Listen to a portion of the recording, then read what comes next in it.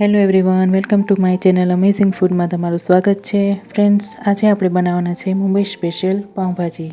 Friends, pav bhaji તો આમ આપણે રેગ્યુલર બનાવવાના જ હોઈએ છીએ, પણ આ વિડીયોમાં જે હું તમને ટિપ્સ કહેવાની છું એ રીતે તમે બનાવશો તો મને ખાતરી છે કે તમે જે ભાજી બનાવશો એ ખૂબ જ ટેસ્ટી અને સરસ થશે. ફ્રેન્ડ્સ, અત્યારે શિયાળાનો ભાગ બેસી ગયો છે. માર્કેટમાં સરસ તાજા શાકભાજી અવેલેબલ છે અત્યારે. તો આ બધા શાકભાજી હું એડ કરવાની છું. પ્લીઝ ફ્રેન્ડ્સ, મારા વિડીયોને એન્ડ સુધી જોવા વિનંતી છે. તો ચાલો શરૂ કરી દઈએ આપણે ભાજી બનાવવાનું. અહીંયા ફ્રેન્ડ્સ, હું એક રીંગણ લીધું છે અને અડધી વાટકી જેટલું ફૂલ છે, 2 મીડિયમ સાઇઝના બટેટા છે, અડધું ગાજર છે, અડધી વાટકી જેટલી વાલોર છે, અડધી વાટકી જેટલા વટાણા છે, 7-8 પાન પાલકના લીધા છે. પાલક આપણે બાફવામાં એડ નથી કરવાની ફ્રેન્ડ્સ. આ બધા શાકભાજીને હું કુકરમાં 1.5 ગ્લાસ જેટલું પાણી અને સ્વાદ મુજબ મીઠું એડ કરીને બાફી લઈશ. અહીંયા મેં એક કડાઈમાં 3 ચમચા જેટલું તેલ એડ કર્યું છે.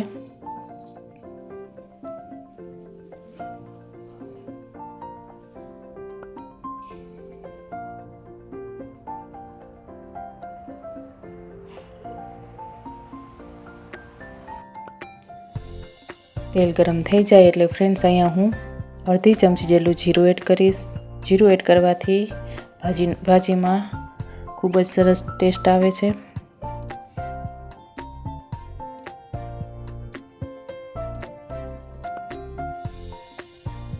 હવે આપણે અહીંયા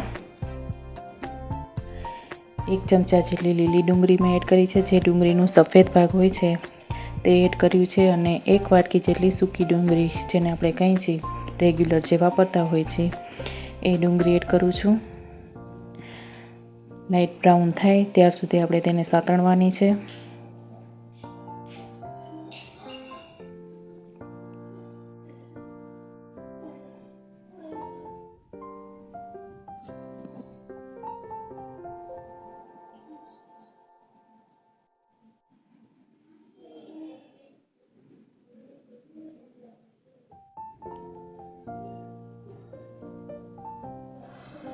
હવે ફ્રેન્ડ્સ, અહીંયા હું 1 નંગ જેટલું લીલું મરચું, 7-8 કલી લસણની અને 1 કટકો આદું તેને ખાંડી લીધું છે તે એડ કરું છું. ફ્રેન્ડ્સ, આ ટિપ્સ તમે જરૂરથી યુઝ કરજો. ખૂબ જ સરસ ટેસ્ટ આવે છે ભાજીમાં.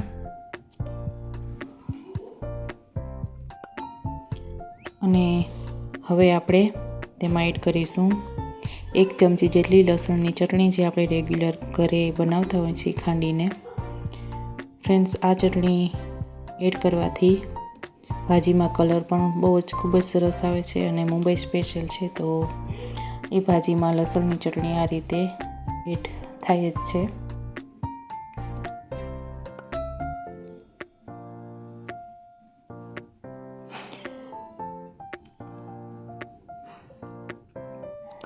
હવે ફ્રેન્ડ્સ, જે મેં શાકભાજી બાફ્યા હતા તેનું પાણી હું ફેંકતી નથી, તેને યુઝમાં લઉં છું. જ્યારે ભાજીમાં મસાલામાં મારે પાણી એડ કરવાનું હોય છે ત્યારે હું આ પાણી એડ કરું છું.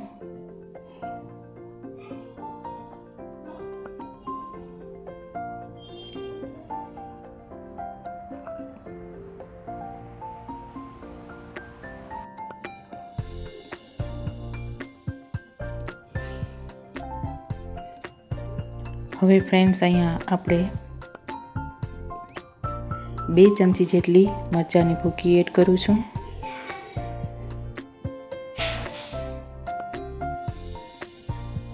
અડધી ચમચી જેટલું ગરમ મસાલા પાવડર એડ કર્યું છું.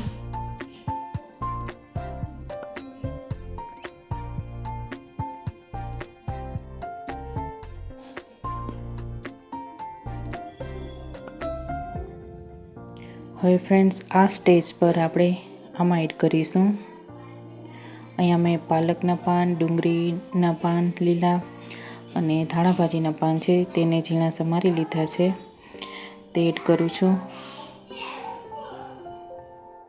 ફ્રેન્ડ્સ, આ રીતે જો તમે બનાવશો ભાજી, ખૂબ જ સરસ થશે, ખૂબ જ સરસ ટેસ્ટ આવશે. પાલક, ધાણા ભાજી અને ડુંગળીના પાન નાખવાથી ભાજીનો ટેસ્ટ ખૂબ જ સરસ આવે છે ફ્રેન્ડ્સ. જરૂરથી ટ્રાય કરજો.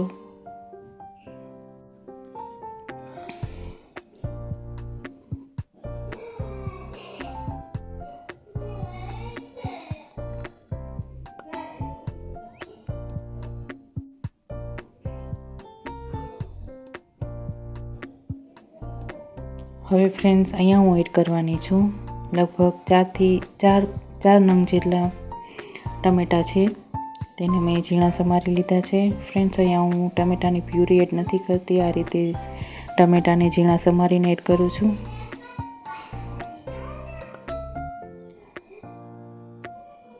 સરસ મિક્સ કરી લઈશું આપણે.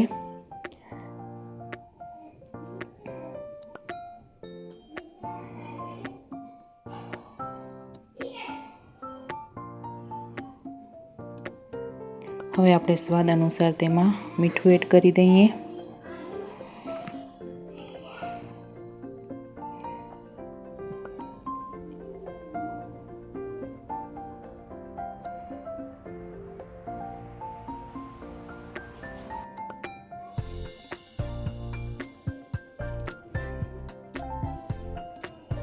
ત્યારબાદ જે શાકભાજીનું પાણી બચ્યું હતું તે બધું જ હું આમાં અહીંયા એડ કરી દઉં છું. આ પાણીમાં જ આપણે ટમેટાને ધીમા તાપે પકાવવાના છે.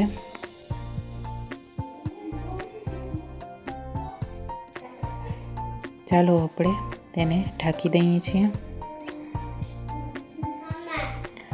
તો ફ્રેન્ડ્સ, ટમેટા સરસ પાકી ગયા છે, એકદમ ભૂકો થઈ ગયા છે. આ રીતે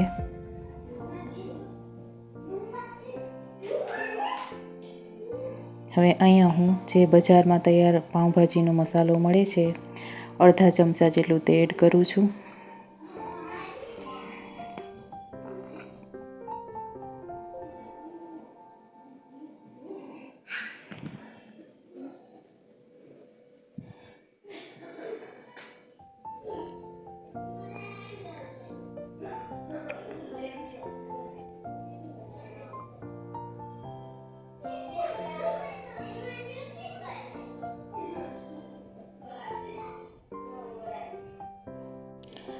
હવે ફ્રેન્ડ્સ, મેં જે શાકભાજી બાફી લીધા હતા તેને આ રીતે ક્રશ કર્યા છે. એકદમ ભૂકો નથી કર્યા. આ રીતે ક્રશ કરીને આપણે એડ કરવાના છે. તો તે એડ કરું છું.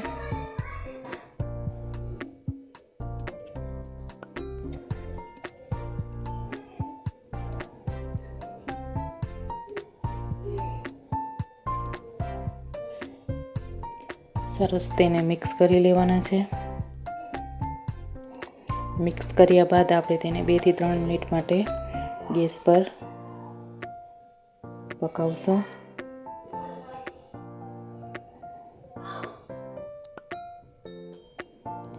તો ફ્રેન્ડ્સ, આ હતી એકદમ ઇઝી અને સરળ રેસીપી પાઉંભાજી, મુંબઈ સ્ટાઇલ પાઉંભાજી.